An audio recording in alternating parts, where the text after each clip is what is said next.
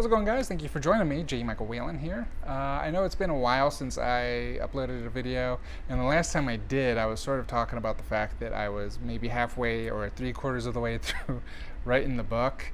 Yeah, I actually have finished the book. The book is actually done, and it is in single space. It comes out to about 44 pages. And 18,000 words, just a little over 18,000 words. And so anybody that was with the page for a while has known that I talked about trying to get about 15,000 words to 20,000 words. So I'm very pleased with 18,000, I really am. Some days were a little harder than others.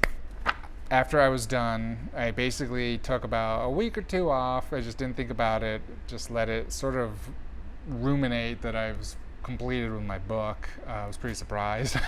And so when I came across the last page of notes, I kind of noticed, wow, like this really is the end. And I just started plugging away, going at it.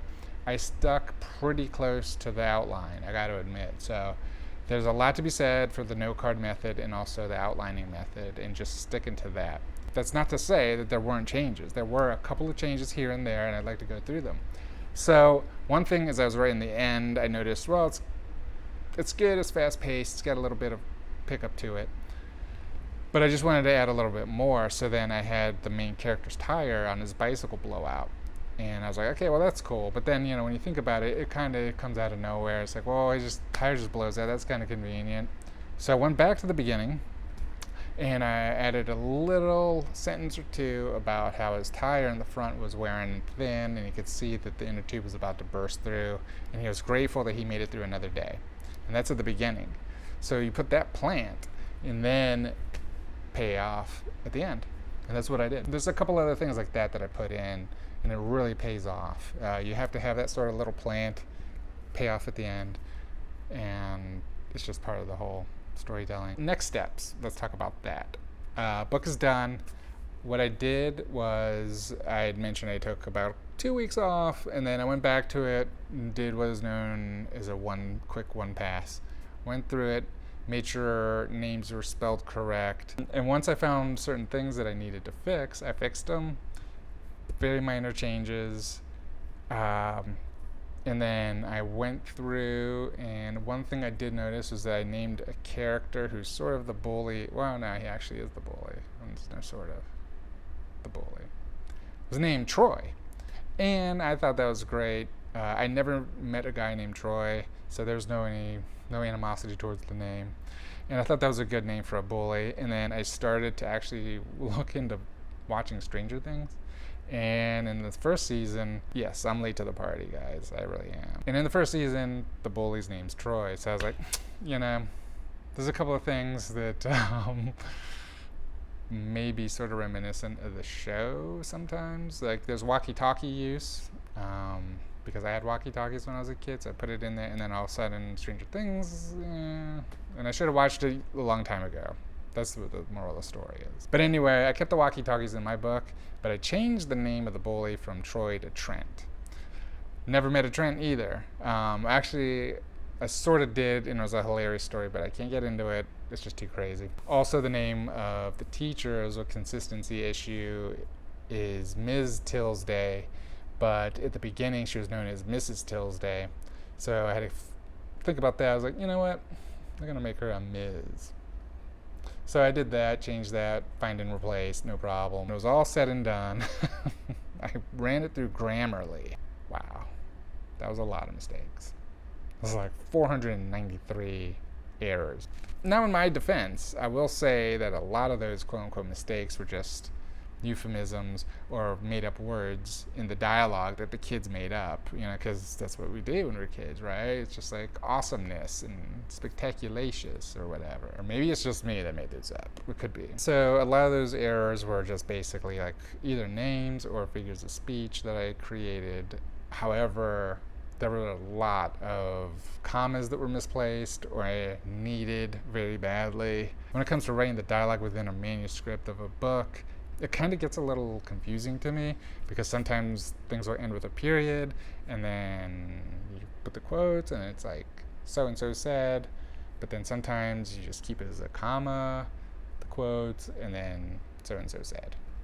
So stuff like that is still a bit of a mystery to me. I'm not 100%. I hate to say it, but it is actually a mystery. I will say you got to keep your eye on it, because if you are not careful, it will sort of take your voice away, because it'll offer you suggestions that are grammatically correct, but at the same time, it's like, well, that's kind of, yeah, you could say it that way. Obviously, that's the correct way of saying it, but it kind of does diminish your voice as the writer. So keep an eye on that. Plenty of times I just said, you know what, skip or dismiss. I like it the way it is. It's part of the literary flavor, which is basically why we buy certain writers and certain books. It's like, I don't care that it's not 100% correct. Next thing I did after all that was done was realize, when I write, I just flat out write. I don't think about chapters. I don't think about anything like that. So I went back and I actually added chapters. Found the little natural breaks in between scenes, and sometimes it worked out really well, sometimes it didn't. So you got to keep in mind the audience that you're writing for is going to be for kids. So having little cliffhangers like that at the end of your chapters doesn't have to be every single one. It could be every so often. It's kind of a good little natural break so that you can pick it up in the next night or the next day and keep them wanting more. And so basically at the end of all this, I kind of realized, you know what, I haven't even given it the official title. So the official title is actually Mark and his magical camera of awesomeness. Thank you. You're welcome. Next up is that I'm going to actually be sending the manuscript that I edited. We know how good I am as an editor, right?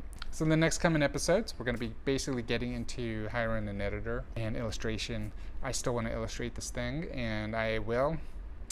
I have a good idea as to how it's going to look, but for those following the Instagram page, you're kind of seeing some pretty detailed sketches that I'm doing just on a whim. It's not going to be that detailed, trust me. It's actually going to be more like cartoony. It's really tempting to go the route of David Wimpy Kid. However, I kind of see it being a cross between that and Roald Dahl's work on his books. I like the dip pen look, but at the same time, man, that is a messy, dangerous thing to get into. Lots can go wrong, but I do have a clear idea as to what I want it to look like. It's going to be fun. Anyway, guys, thank you so much for joining me. Always a pleasure to have you here. And if there's any questions or comments, please leave them below. I will answer them, or DM me, whichever you guys do. Follow me on Instagram as well. It's starting to sort of grow. I'm not into this whole social media thing, but I guess I have to. Anyway, thank you so much. And as always, be like water, my friends.